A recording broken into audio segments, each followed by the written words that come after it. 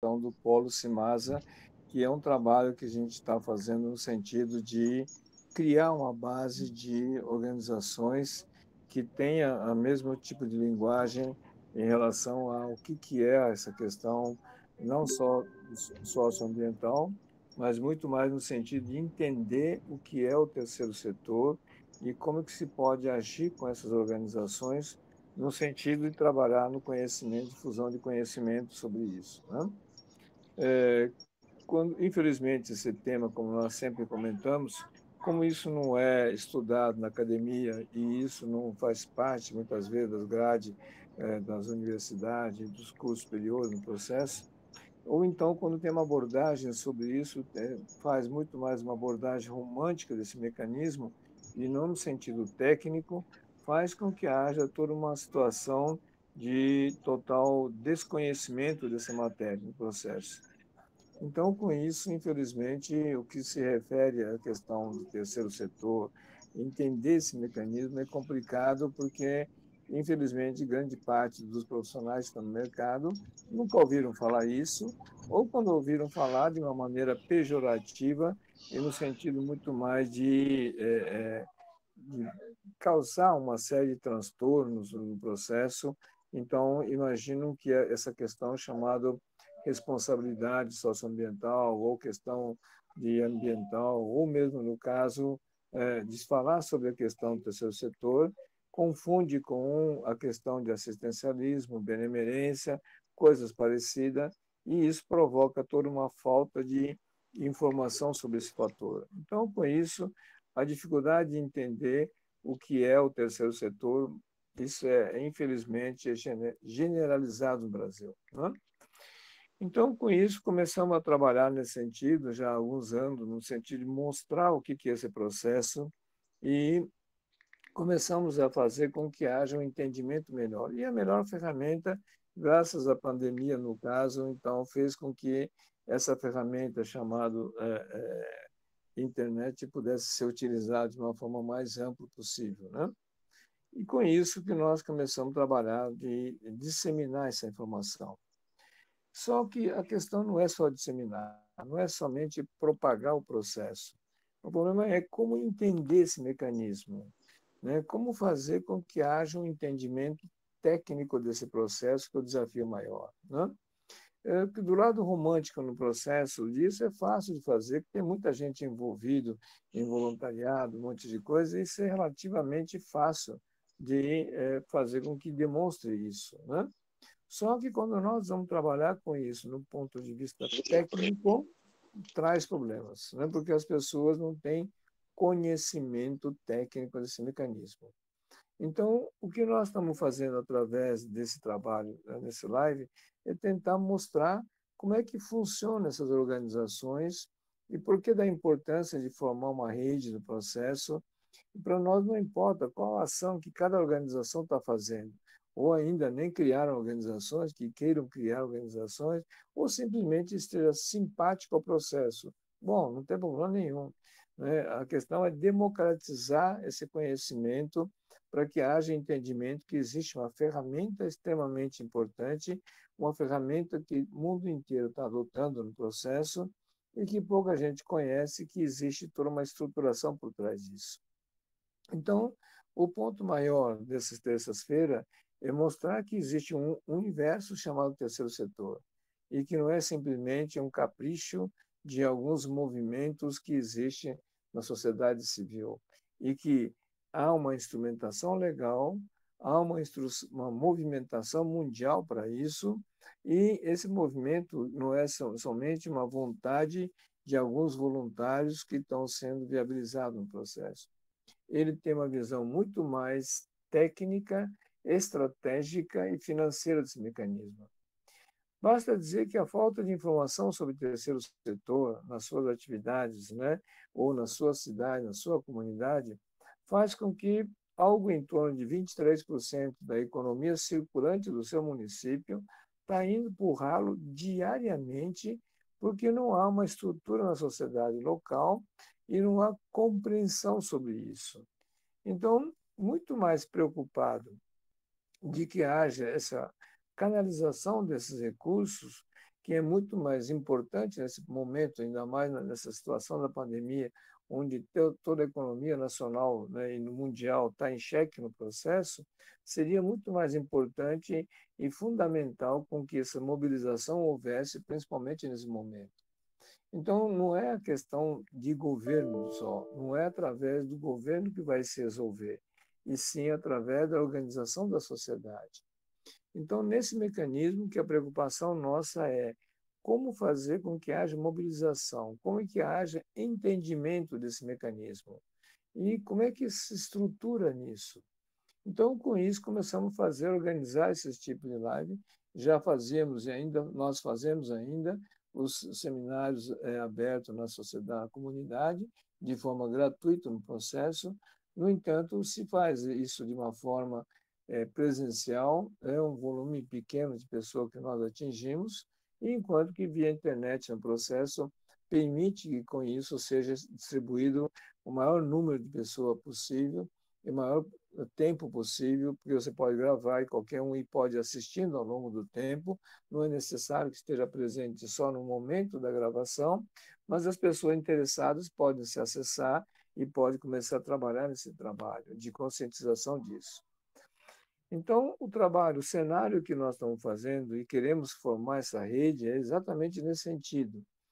Quem são as pessoas ou organizações que queiram ter participação nesse processo, que nós estamos disponibilizando nossos conhecimentos para que nós possamos passar isso para os profissionais que têm interesse e aqueles que representarem suas organizações, estamos dispondo a assinar termos de cooperação, no sentido de que seja realmente uma base local e difunda esse tipo de trabalho do seu setor de uma forma mais consistente na sociedade local. Então, o que nós estamos fazendo através desse trabalho é tentar mostrar essa situação e colocar à disposição de que existe uma ferramenta e essa ferramenta precisa ser utilizada e que a não utilização disso causa todo um trabalho de transtorno na sociedade civil, assim como além da perda de recursos que acontecem em cada um dos municípios que não utiliza esse mecanismo. Agora, além desse processo simplesmente da questão de trazer ou não, né, a comunicação desse fato no processo, o que nós queremos é trocar conhecimento, auxiliar para as organizações que estão com dificuldades, no sentido de que haja um entendimento mais técnico desse processo. Então, com isso, nosso objetivo é fazer com que a comunidade entenda esse mecanismo do terceiro setor de uma forma profissional nisso. Por isso que nós estamos fazendo live segunda, terças e quarta nesse sentido, para poder mostrar para cada um de vocês o que é esse tipo de ação, como que se trabalha com isso. Nós sabemos que tem que haver um dinamismo nessa informação, porque as leis vão se mutando e vão se aprimorando cada vez mais. E, no entanto, as pessoas que era para usufruir essas legislações, por falta de conhecimento, não está sabendo utilizá-los e está interpretando essa legislação muito mais no sentido pejorativo de que sejam leis restritivas no processo e não no sentido de que está sendo feito leis para melhorar, para poder fazer com que haja uma melhor compreensão sobre isso. Então, esse é um dos fatores extremamente complicado, onde as organizações, infelizmente, pela falta de seu conhecimento e pela falta da sua estrutura administrativa, muitas vezes acham que essas ações são muito mais burocráticos e mais complicados no processo. Então, com isso, há uma necessidade que haja um entendimento de que não é burocrático no processo, e sim são condicionantes técnicos que as pessoas negligenciam nisso.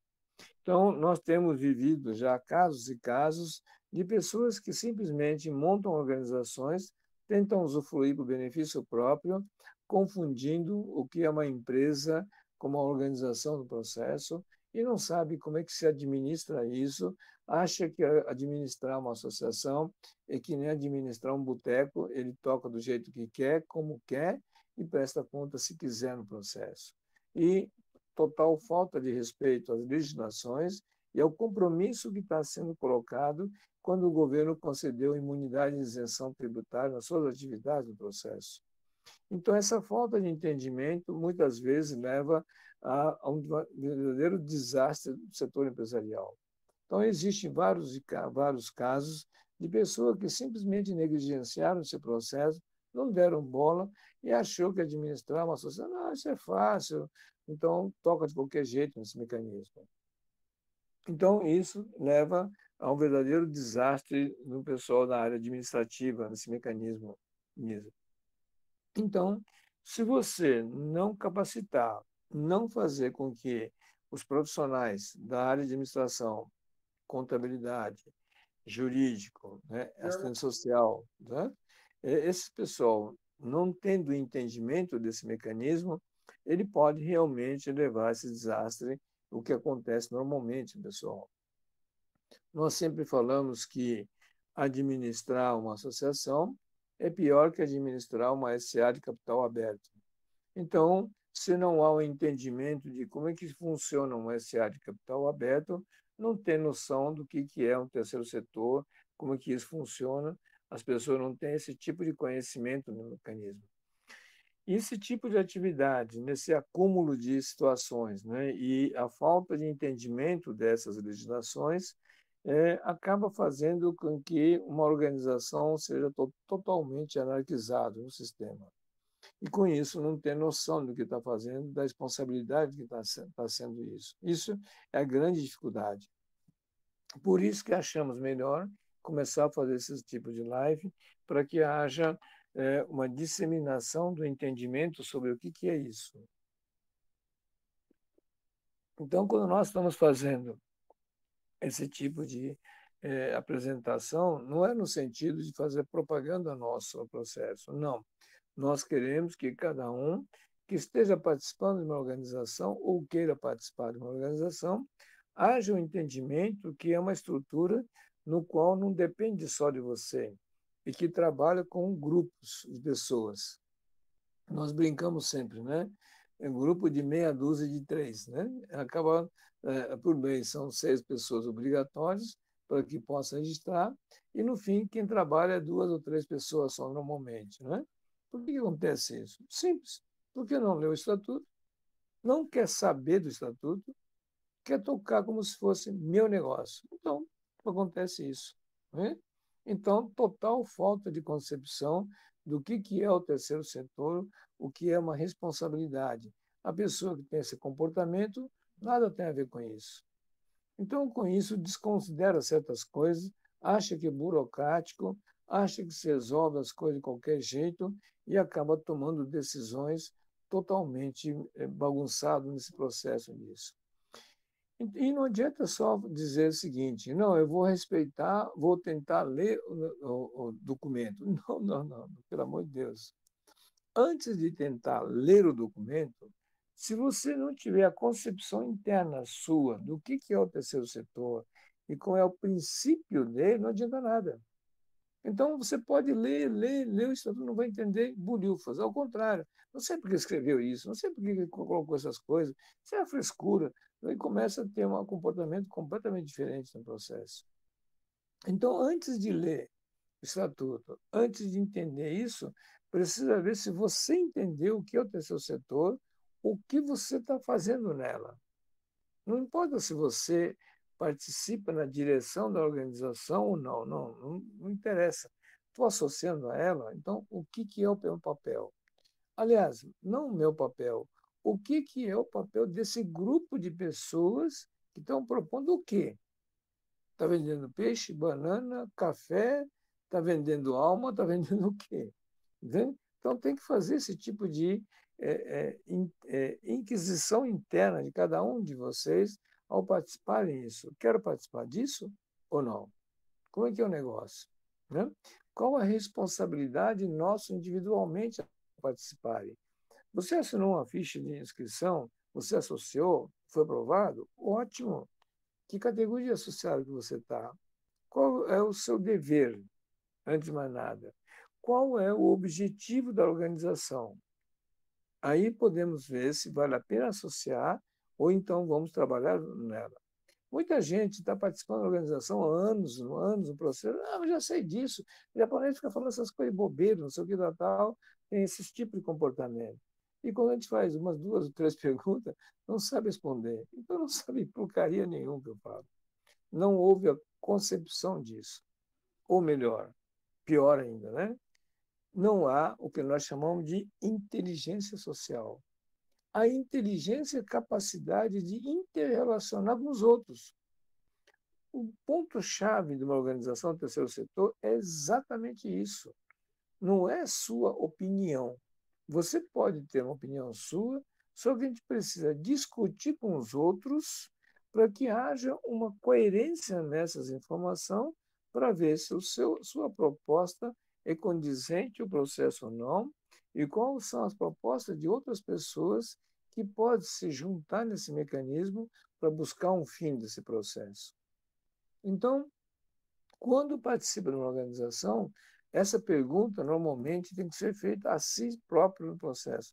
Eu sei o que estou fazendo ou estou simplesmente engajado nisso por estar participando, porque teve uma oportunidade?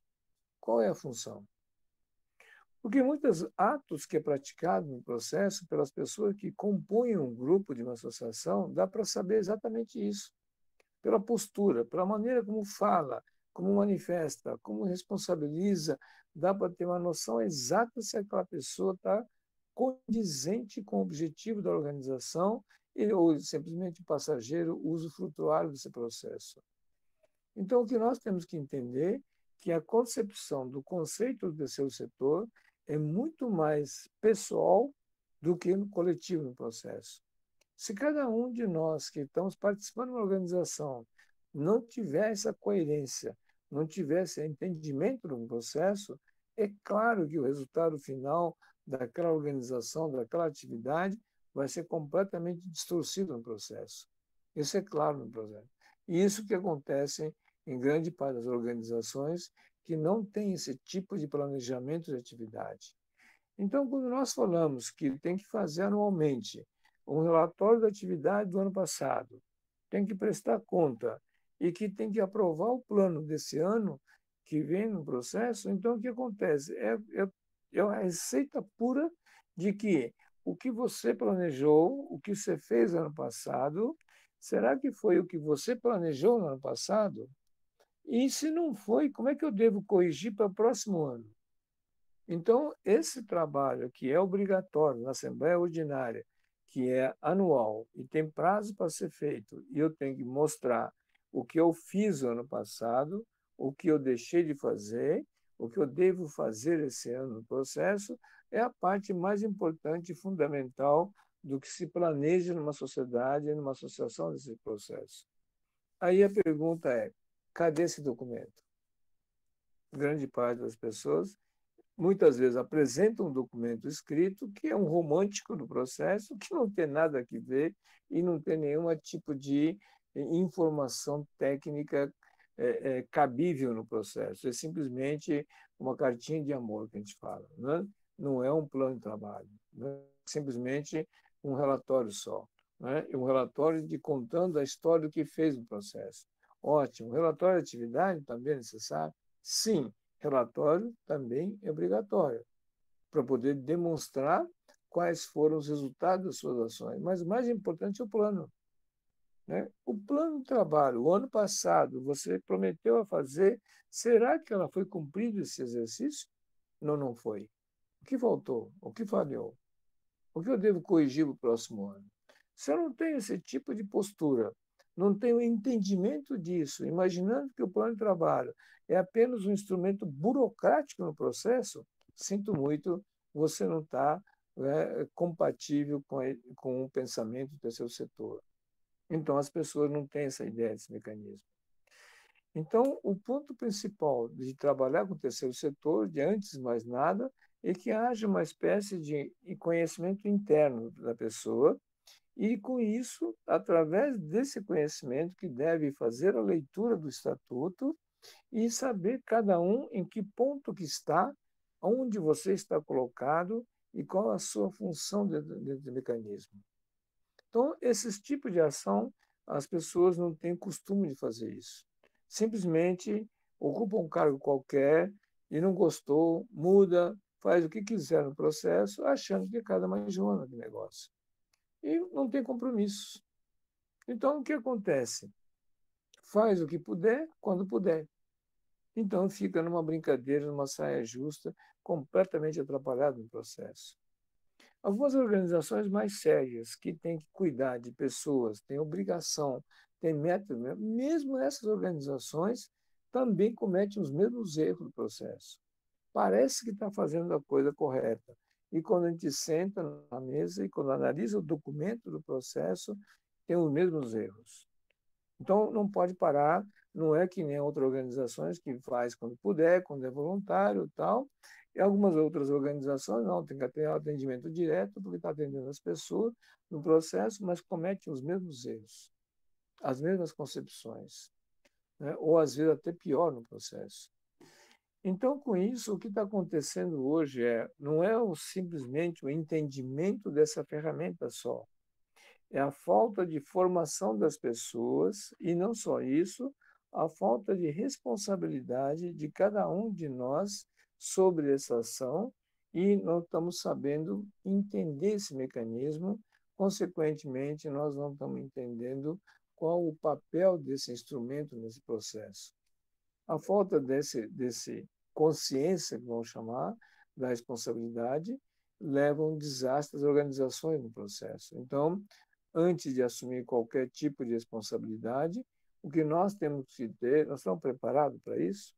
Ou, melhor, sabemos o que é isso? Estamos participando como?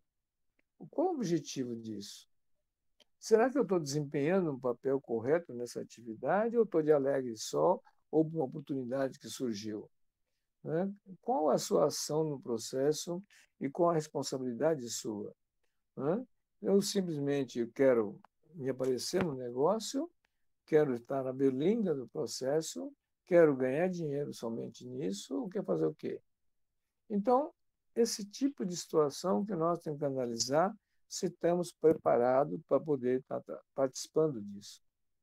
Porque se você não estiver preparado para isso, por mais que você participe de reuniões, por mais que você esteja presente nos momentos, se a sua concepção, sua ideia, sua ideologia dentro de você, se você não tem essa capacidade da inteligência social no processo, nada adianta, não vai resultar em nada, né? Vai simplesmente ficar correndo atrás do próprio rabo e não evolui o processo. Então, esse mecanismo de entendimento tem que ser trocado com outras pessoas, tem que ser conversado com outros colaboradores. Não adianta só um grupo de pessoas pequeno ficar trocando informação entre eles só. Eu tenho que disseminar, eu tenho que esparramar o processo, eu tenho que discutir isso com o maior número de pessoas possível para que venham novas pessoas participando desse mecanismo. Quando o grupo fica fechado e só aquele grupinho começa a falar na mesma linguagem, e nas mesmas reuniões, são os mesmos grupos, não adiantou nada. Isso não refletiu em nada no processo. E cada vez que entra um grupo novo no processo, cada vez que entra grupo de pessoas que têm interesse no processo, isso vai fazendo com que haja uma disseminação melhor disso. Então, quando nós estamos propondo a criação das redes, é exatamente essa proposta. Não nos interessa qual atividade na ponta esteja fazendo, se é uma entidade ambiental, se é área tecnológica, se é área social, se é área de saúde, não nos interessa qual atividade que você está envolvido. Você está participando do seu setor? Bem-vindo.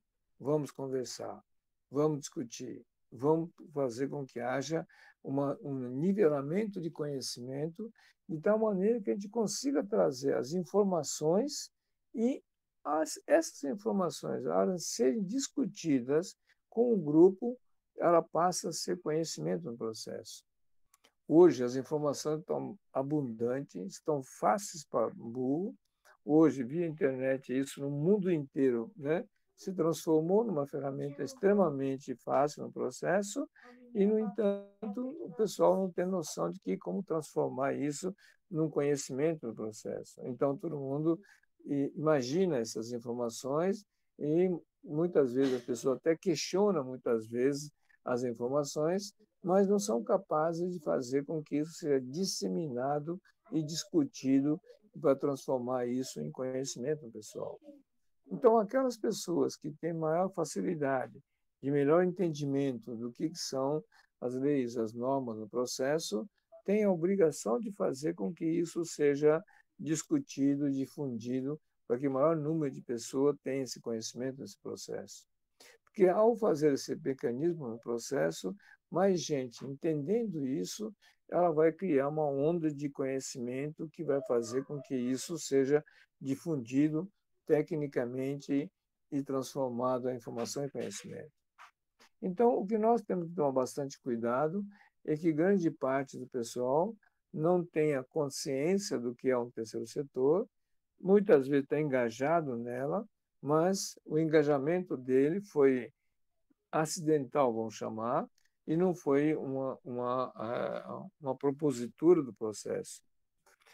Alguns que têm ideia no processo também adotam esse mecanismo sem querer no processo, porque às vezes fica frustrado, o que a pessoa quer fazer as coisas, não consegue fazer e acha que a culpa é dos outros. Não, a culpa é de você mesmo, que nós falamos. Se você não teve a condição, você não teve, né, a capacidade de distribuir essa informação para transformar em conhecimento, com outras pessoas no processo, então você que individualmente está errado no processo. Porque as outras pessoas ignoram isso. Então você sabe que são pessoas que ignoram esse assunto. Então a gente tem o dever e a obrigação de que possa mostrá-los no processo, possa convencê-los desse mecanismo, para que essas pessoas comecem a formatar juntamente com você. Então, esse tipo de ação, que as pessoas falam para mim assim, nossa, mas não consigo chamar as pessoas, ninguém vem comigo, não sei o quê. Realmente, pela postura, pela posição e como você escreveu no documento, muitas vezes não dá vontade nenhuma de ajudar aquela pessoa que não tem nenhum perfil para isso. Então, não tem uma proposta adequada, né? Não se sabe falar sobre isso, porque a pessoa não curtiu internamente o que é responsabilidade no processo e ele não entendeu direito o que é o terceiro setor. Ele acha que entendeu na opinião dele e muitas vezes está equivocado e não sabe trabalhar com essa ferramenta. Então, essa necessidade de fazer com que haja um diálogo para isso constantemente, fazer discussões sobre isso, é um cenário ideal para uma associação nesse processo. Então, as reuniões de associações não é para ser uma reunião simplesmente de bate-boca, de prestação de conta, coisa parecida, não. O que você viu? O que você achou interessante na sua ação, na sua cidade nesse momento? O que você, a organização, sua equipe pode fazer perante essa situação? Então, por exemplo, agora, nessa questão do ano passado para cá, a questão da pandemia mostrou exatamente toda a carapuça do que é o terceiro setor no Brasil. O pessoal não se mobilizou, não se fez nada no processo. Ao contrário, fizeram atividades erradas, inclusive. Então, com toda a questão da manifestação, de toda a crise que está acontecendo no pessoal, mesmo com isso, com a mesma sensibilidade que as pessoas têm, muitos deles têm sensibilidade sobre essa situação, os seus atos não têm sensibilidade. Suas atitudes não foram coerentes com a necessidade. Então, participa do terceiro setor, no entanto, não fizeram a presença necessária nesse momento. Isso é uma das coisas clássicas, claro, que está acontecendo no Brasil, onde as pessoas não souberam ter postura em relação a isso. Então, com isso, demonstra como é a falha desse sistema conceitual do terceiro setor e mostra como é que está sendo feito toda essa questão da organização do terceiro setor de uma forma equivocada e o conceito completamente errado no Brasil. Então, a crise mostrou bem essa cara, esse perfil. Né? Se você olhar os movimentos que aconteceram em outros países sobre isso, você vai ver como é que foi a mobilização delas. Né? No entanto, no Brasil, a mobilização foi extremamente irrisória e extremamente confuso e, muitas vezes, criminosa no processo, sem respeitar toda a legislação do processo que está acontecendo nisso. Isso foi uma coisa impressionante de avaliar isso. Então, temos que melhorar, temos que entender melhor e nós analisarmos a nós mesmos qual a nossa postura em relação à questão socioambiental e não só na questão de responsabilidade socioambiental, mas sim como praticante ou participante de uma organização do terceiro setor. Nós temos que amadurecer, temos que entender isso melhor para que nós não cometamos os mesmos erros no processo. Então, esse é o ponto-chave de entender o que é o terceiro setor. Esse é um ponto fundamental para ver se as pessoas estão coerentes e condizentes com a realidade que cada um vive na sua localidade, na sua região, na sua necessidade no processo. Se você entendeu o seu papel ou não. Ou então, o que é em estado que está de emergência, qual seria a posição da organização? Então, esse ponto que realmente falta nas organizações. E nós vimos isso claramente nessa pandemia, o que está acontecendo com isso. Então, esse é um ponto chave que a gente recomenda que as pessoas comecem agora a analisar, aproveitar essa situação e de tal maneira que daqui para frente comece a ter uma postura diferenciada nesse mecanismo. Tá bom? Vamos lá. Perguntas? Obrigado, Takashi. Levantado. Genaro. Boa noite, Takashi. Boa noite, Alexandre. Boa noite, pessoal. Boa noite. Antes de tudo, eu quero me desculpar com o Alexandre, que eu fiquei devendo uma resposta para ele sobre os vídeos do balanço socioambiental. Chegou sim, eu consegui acessar, Alexandre. Desculpa não ter respondido antes. Ô, Takashi, isso que você falou aí da dificuldade de... Na verdade, a pergunta é outra, mas só um comentário. A dificuldade de articular, né? Acho que a maior dificuldade é articular. Como até pouco tempo atrás, o pessoal falava dos ecologistas, né? Então tinha o tal do eco-chato, aquele que chegava, ninguém queria nem chegar perto. E é uma dificuldade que eu acho que os agentes do terceiro setor, que somos nós aqui, né? Um número que eu acho que não é nada pequeno, acho que é muito bom assim, a gente vai conseguir fazer muitas coisas. Inclusive, você já deve estar sabendo que tem um grupo de WhatsApp aqui que a gente começou a elaborar material que vai servir para nós e para quem mais conseguir acessar o que a gente vai espalhar. Então, assim, em especial aqui no Brasil, aí um ponto de vista também parecido, na verdade, as pessoas estão se revelando como e quem elas são. E cabe a gente aqui, né, se juntar entre nós e os que pensam parecido e trabalhar, né? Porque está sendo muito interessante, porque o horizonte, eu acho que ele é muito, muito amplo para nós. Sim. E dentro disso, Takashi, a pergunta é, desde que eu assisti a aula sua lá no curso, que foi há pouco tempo agora, que eu terminei o curso agora, o auditor, né? Já sou um auditor. Que você fala dos 23% a 25% que você falou hoje. Que é no caso aí, o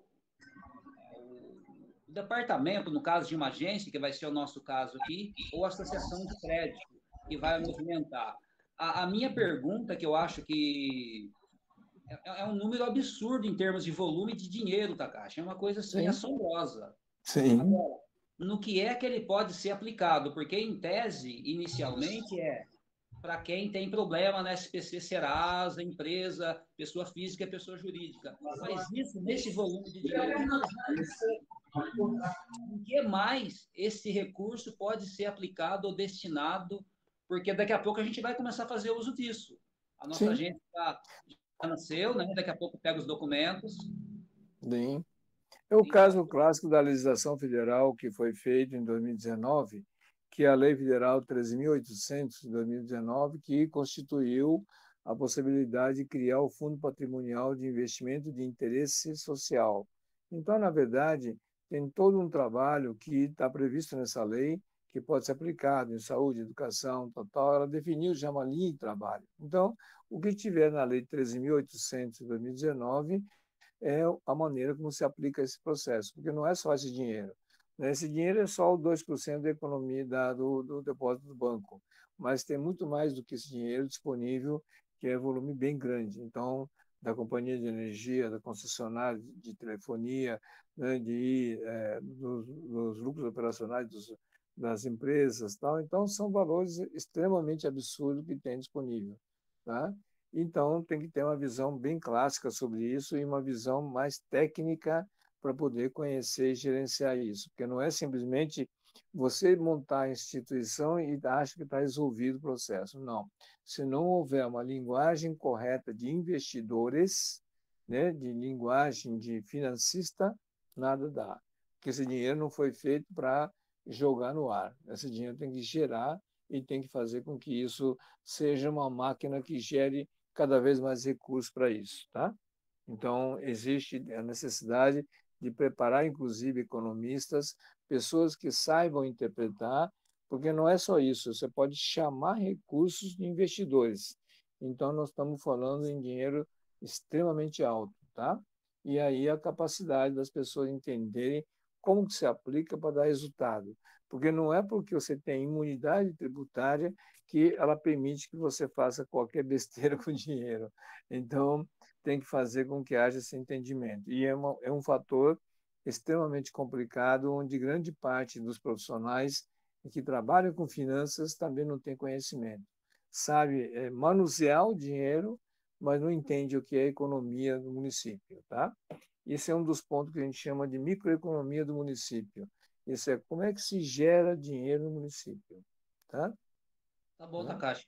Você respondeu mais ou menos o que eu estava imaginando e gostei. Era isso mesmo que eu torcia para que fosse. Vamos lá. Então é isso mesmo. Obrigado por enquanto, viu? Boa Vamos lá. noite. Sim, sim. Carlos. Boa noite, professor. Boa noite. Vamos lá. Eu estou sentindo aqui na pele, eu mais o Fabrício, esse negócio do meia dúzia de três. Bem-vindo. Bem-vindo das ao reuniões mundo. online, o pessoal da associação deu uma esfriada aí, mas ele e um outro amigo nosso estamos empurrando o povo assim meio que. Isso. No Mas começo é assim mesmo. desde do dia 8 de outubro, que nós estamos estudando acerca do terceiro setor e dando treinamento do estatuto, né? Leitura do estatuto e tudo. E estamos fazendo a correria. Tem que ter paciência, em primeiro lugar, que a resposta não vem de uma hora para outra, e depende de como que você está conseguindo articular com que haja participação de outros profissionais, principalmente, tá? Porque, infelizmente, até o pessoal entender, a pessoa parece que entendeu o primeiro momento, mas quando faz uma análise fria, muitas vezes as pessoas não entenderam direito e começa a distorcer o processo, tá? Então, isso é normal.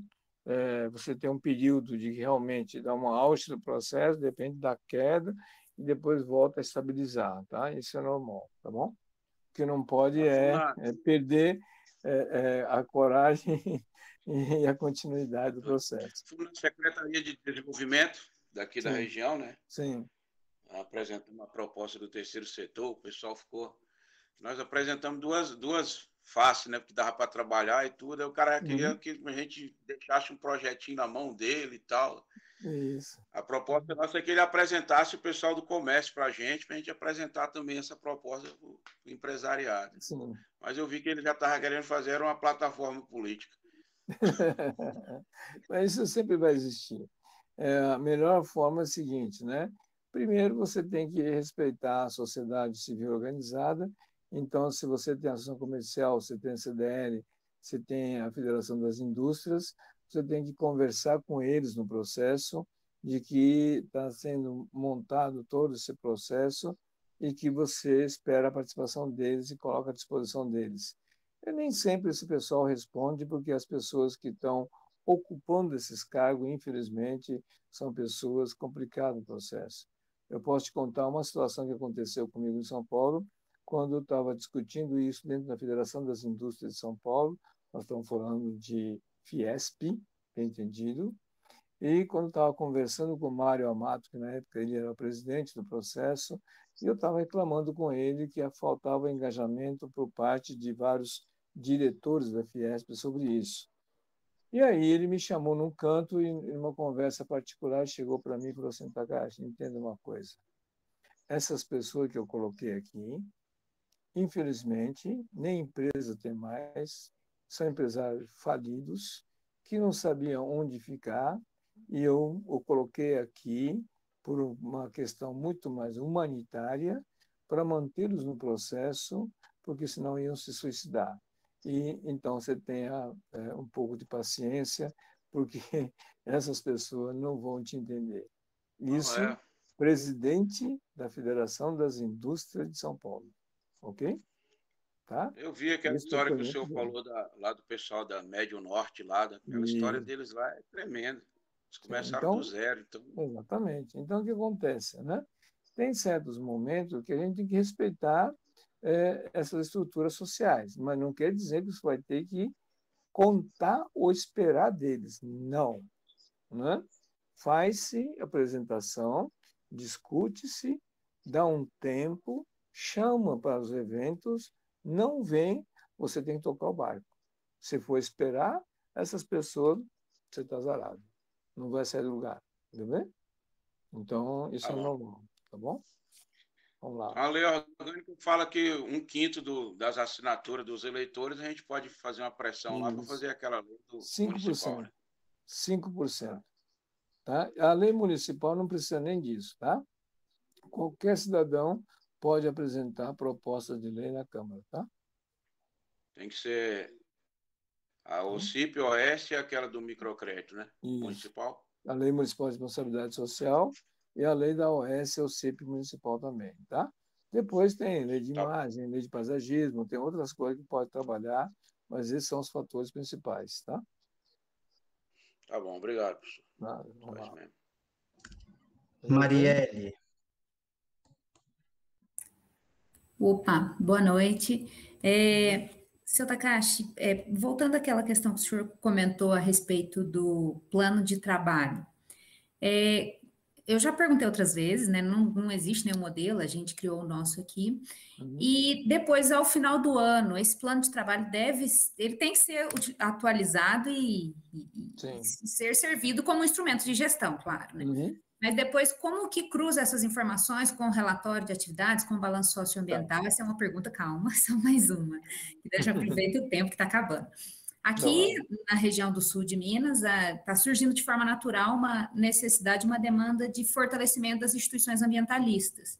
E a gente está puxando isso de forma, tanto para trazer todos a se capacitarem aqui no grupo, como de forma a gente se unir ali. Aí eu queria ver do senhor a forma de fazer isso, se faz uma central de associações, se cria um outro CNPJ, se a gente puxa através de uma instituição ou outra, se faz uma... Enfim, são essas duas perguntas. Tá, vamos lá.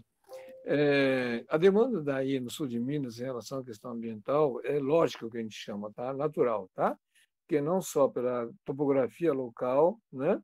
Em relação à questão climática, topográfica e por questão de bacia hidrográfica, ela tem uma importância extremamente grande a região do sul de Minas em relação a outras regiões em relação a Minas Gerais, tá? Então, isso é a demanda ambiental, é lógico que tem uma influência forte, né? Cada uma das organizações que se acham, né, dona do seu negócio ambiental no processo, eu acho que a gente não deve entrar nesse seara da discussão. Então, a gente respeita, deixa que o pessoal trabalhe, mas todo mundo tem que ter uma uniformidade de metas, tá? Definir metas no processo. Se um vai defender, né, o córrego, outro vai defender a mata, outro vai defender... Não tem problema nenhum, né? O que nós temos que deixar bem claro é que não adianta cada um andar num caminho isoladamente, temos que andar junto. Não é necessário que você forme uma organização, não. É preferível que não se organize, e sim crie grupos informais do processo, cada um na sua organização, na sua responsabilidade. Então, para não dizer que está criando um cartel de organização controladora no processo. Para isso que existem os comitês, não tem? Já tem o comitê da bacia hidrográfica, já tem esse tipo de trabalho que é um organismo que existe para essa finalidade que a lei permitiu fazer isso. Então, já que existe esses comitês, você tem que trabalhar em cima desses comitês para que possa melhorar essa linguagem no processo. Então, esse é o primeiro ponto, né? O segundo ponto é, quando você faz a questão do plano de trabalho, quando você escreve, muitas vezes, quando está escrevendo um plano de trabalho, você está imaginando que você vai se comprometer. Isso está se colocando lá, não é isso? Então, vai estar se comprometendo que durante o exercício você vai fazer tais e tais atividades. Então, você não adianta chegar no final do exercício e querer ver o que aconteceu. Aí já é tarde. Então, o que tem que fazer normalmente é, se você definir o plano de trabalho e você coloca metas mensais, no caso. Então, esse mês, terminou o mês de maio agora, tá bom. O que estava previsto no mês de maio, fizemos ou não fizemos? Aliás, o de abril também fez? Como que ficou? Ficou alguma coisa pendente? Ou passamos da meta? E aí você vai fazendo correção mês a mês no processo, para não chegar no final do exercício e falar, ih, não fizemos isso, ih, deixamos de fazer aquilo. Não adiantou nada, já passou, morreu. Né? Então, você possa fazer a correção período a período. E isso tanto do ponto de vista de atividade que você vai executar e também o resultado desse processo. Porque muitas vezes você fez planejamento da atividade, fez um monte de atividade, resultado, zero, não saiu nada. Por quê? Por quê? Porque houve erro na execução, muitas vezes. Então, o que acontece? Se você vai fazer esse tipo de procedimento, cada 2, 3 meses, você fazendo acompanhamento, dá para me corrigir para não ficar esperando o final do processo. Então, com isso, o planejamento serve para esse fato. E aí, para o próximo exercício, quando chegar no final do exercício, ver o que nós pensamos, o que executamos, o que faltou, o que falhou. Então, vamos corrigir na próxima etapa. Né?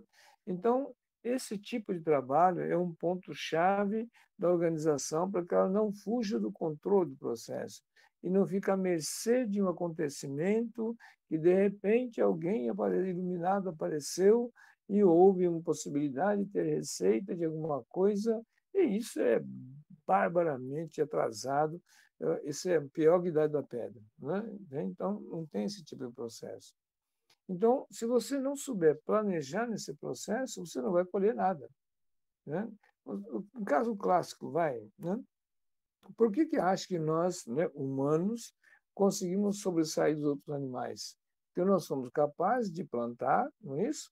De preparar a terra, plantar, para você poder sobreviver, sabendo que determinadas épocas seriam propícias para isso, e com isso teríamos comida para determinado tempo no processo. Então, a própria subsistência do homem, do homem exatamente foi esse tipo de trabalho.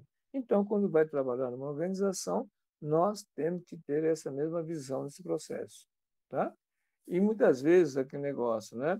Você pode se frustrar no processo, porque você planejou uma coisa, não consegue executar, podem aparecer outros tipos de processo no meio que pode até mudar o rumo, não tem problema, tá? Para isso que se reúne periodicamente, ó, a gente estava imaginando fazer isso, isso, isso. Não conseguimos fazer isso até agora, mas surgiu agora uma outra oportunidade assim, assim, assim. Então, podemos fazer esse trabalho? Sim, pode, de repente, é um trabalho que pode dar receita para você, um monte de coisa, que você desvia daquela situação provisoriamente para uma necessidade de receita, mas a meta do trabalho continua ainda dando sequência para que não perca o negócio. Então, com isso, daí a importância do planejamento. Agora, pessoas que executam as coisas sem planejamento nenhum, e aí Deus dará, e aquele negócio, né? O que aconteceu, o que for possível. Né? A famosa empresa brasileira é assim. Né? Então, por isso que eu falo que a gente não temos empresário no Brasil. Nós só temos oportunistas, que ficam caçando oportunidade para sobreviver. Tá? E nas organizações também acontece esse mesmo vício. Tá? Em nenhuma empresa, nenhum país do mundo faz algum planejamento de negócio seu que tenha resultado com menos de 5 anos. É impossível. Entendeu? Os planejamentos de empresas são de 5 a 10 anos. O empresário brasileiro fez hoje, amanhã quer ter resultado. Né? E não vai ter. Né? Então, mesma coisa com a entidade. Tá? Então, calma. Tem um mercado enorme aí no sul de Minas, e essa questão ambiental é realmente o norte maior do sul de Minas, é esse, tá? Bom, vamos lá. Outra pergunta? Milimar, levantou? Boa noite, professor Takashi. Boa noite a todos. Boa noite. Serei breve, senão o Breno vai ficar bravo comigo, tá? Inclusive, a reunião de hoje é especial, porque depois de 2 meses de férias, o Alexandre apareceu aí, mas tudo bem, cara. Então, Que nada, Vilimar. Pode botar quente aí, irmão. eu só quero me sinto confortável em fazer uma contribuição aqui com relação ao que falou o professor Takashi, das agências de crédito, né? E com relação ao que chama-se SCM, né? Sociedade de Crédito Microempreendedor, que está no Banco Central. E quando o professor Takashi fala lá que não é sair dando dinheiro, né? Porque não tem almoço grátis, né? E também quando se fala lá que a população que tem restritivo. Então, quando fala em não bancarizado, não é só quem tem negativado, é aqueles que o sistema financeiro não aceita por uma questão de credit score, de limite lá e tal. Então, é os não bancarizados que se fala do microempreendedor. E aqueles que já pretendem fazer evoluir nessa agência de crédito, no SCM aí, é bom já pesquisar lá, ver, vai ter que saber política de crédito, o nicho de mercado que a economia do seu município são não bancarizados, até para fazer uns produtos adequados àquele tipo de cliente, as capacidades de pagamento, né? E orientações, o professor Takashi muito falou bem, não é só emprestar, tem que receber, né? Tal, ter o seu resultado para reinvestir. Então, é só para... Eu estou vendo algumas coisas aqui e estou escrevendo e logo vou postar mais alguma coisa. É só para quem for trabalhar com isso aí, já começar a ler, pesquisar aí no Banco Central lá, algumas coisas do SCM lá, e tem muitas explicações. Depois nós vamos conversando. Um abraço a todos. Tá bom, obrigado, Vilmar. Vamos lá, Breno. Boa noite, professor. Boa Primeiramente, fico feliz também de ver o Alexandre por aqui de novo, um grande amigo, entusiasta aqui da Amazônia. Professor, vamos lá. Eu queria tirar uma dúvida com o senhor. Tem um instituto que está querendo fazer um projeto com a gente para desenvolver uma plataforma, né? Tá. Só que assim, eu como projetista já fui passado a perna muitas vezes de compartilhar projeto e o cara assim, valeu, obrigado, tchau. E do nada o nome só muda os técnicos, né? Só muda os técnicos. Aí eu fico sempre nesse meio de campo. Como nós, projetistas, podemos nos resguardar e que tipo de mecanismo você acha que assim, pessoas como nós podemos nos... Tá, um dos pontos que nós falamos é o seguinte, daí a necessidade de ter uma associação em termos de um centro tecnológico e fazer com que as atividades do direito autoral das pessoas sejam respeitadas no processo, tá?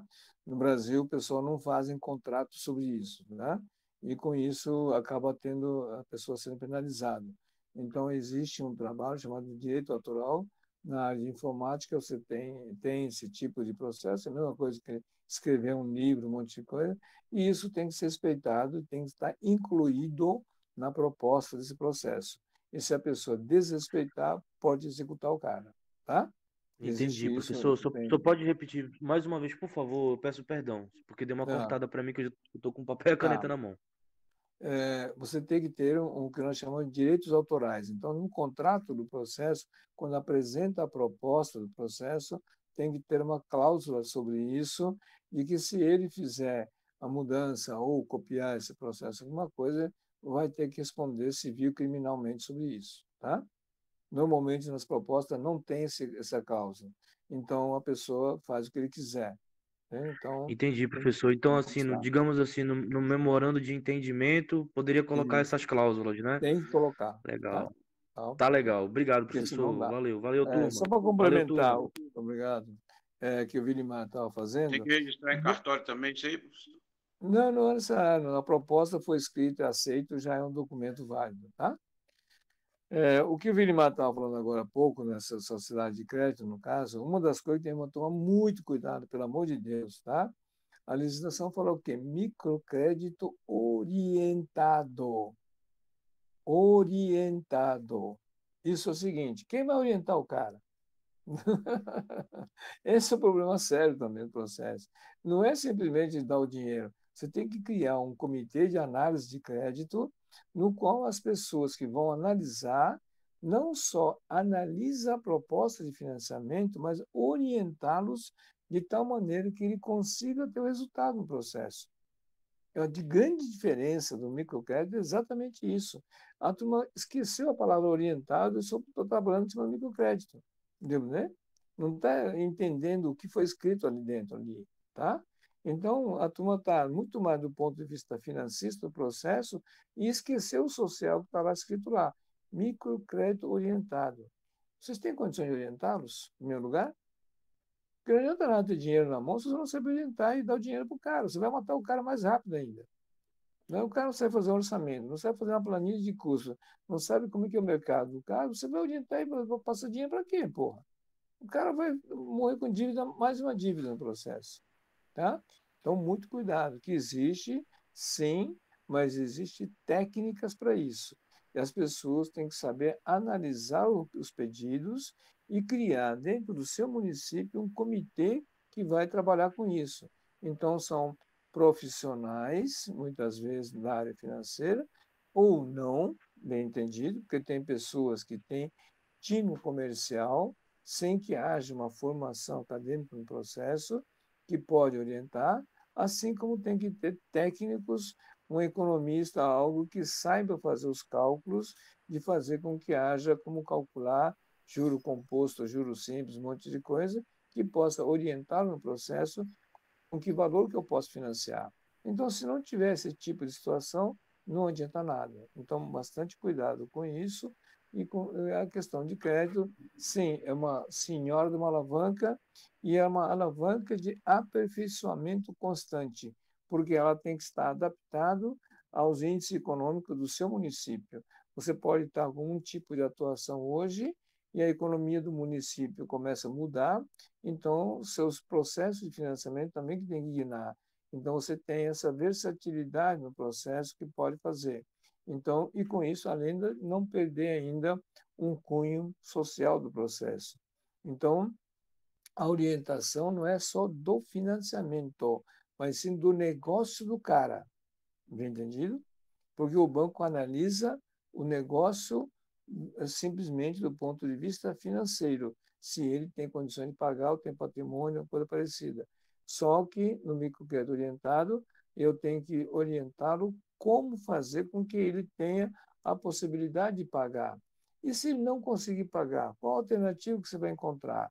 Então, isso tem que ser discutido e tem que ser feito antes de conceder o financiamento desse processo. Tá? Então, muito cuidado com isso, porque tem que fazer esse tipo de trabalho. Já existem várias iniciativas disso. O próprio BNDES tem curso especializado para isso, microcrédito, tem sistema de informática gratuito para controle. Então, se você se adentrar dentro desse meio de microcrédito, então se familiarize com isso para entender como que isso funciona em vários segmentos. Dentro do BNDES tem um grupo especial só para isso, tá? E dá treinamento e capacitação, tá bom? Tudo bem? Inclusive, o Genaro, me permite pela idade, eu e o Genaro, acho que foi não sei quem foi a outra moça, discutimos disso aí e algumas ferramentas que eu já tinha que trouxe do mercado financeiro, dá para evoluir, depois fazer alguma coisa. E também falou o professor Takashi, o BNDES fornece todas as variáveis. Daí você tem o sistema, você só coloca lá a variável, ela tem, lógico, tem análise julgamental também. Ela te dá uma escoragem lá, um credit score lá, onde te indica, ajuda você a decidir se pode dar o crédito, deve dar ou não. Só para complementar aí. Isso. Tudo bem? Vamos lá, terminando. Mais alguém? Não, né? Brasil Diverso. Tá bom, vamos lá. Olá, boa noite pessoal, professor, tudo bem? Bom dia. Boa noite. Aqui. Eu queria só ter uma clareza com relação à questão dos fundos de interesse público. Se eu tenho uma entidade da área ambiental, eu preciso ter um outro CNPJ para eu criar o fundo, né, administrar o fundo, e aí o senhor tocou no assunto das possíveis fontes de recurso para esse fundo. E sabendo que o meio ambiente não tem as mesmas, não goza das mesmas imunidades ou vantagens. Não, ao contrário. Calma. Do que a educação e a saúde. Não. Era isso que eu queria entender. Como é Tá, que... vamos lá. Você pode fazer dentro da entidade ambiental, desde que esteja previsto no estatuto dela, a criação do sistema de crédito. Você pode criar um departamento com o CNPJ como fosse filial, /2, só para fazer o crédito. Pode fazer, não tem problema nenhum. E você pode, se quiser, fazer com que haja o crédito voltado só para o meio ambiente, tá? Você também pode fazer isso, né?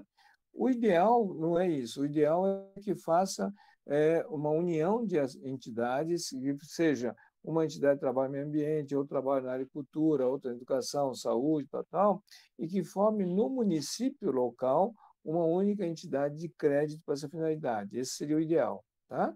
Isso pode ser feito através de uma agência de desenvolvimento local, ou então, se não tiver, você montar uma associação de crédito do município como fundo de desenvolvimento do seu município, tá? Então, você tem essas opções. Se você quiser fazer dentro da sua atividade, só meio ambiente, desde que esteja no seu estatuto, eu posso fazer uma ata criando um departamento de crédito e aí eu crio o regulamento de quais são as atividades que você vai fazer, tá? Então, pode fazer isso, tá bom?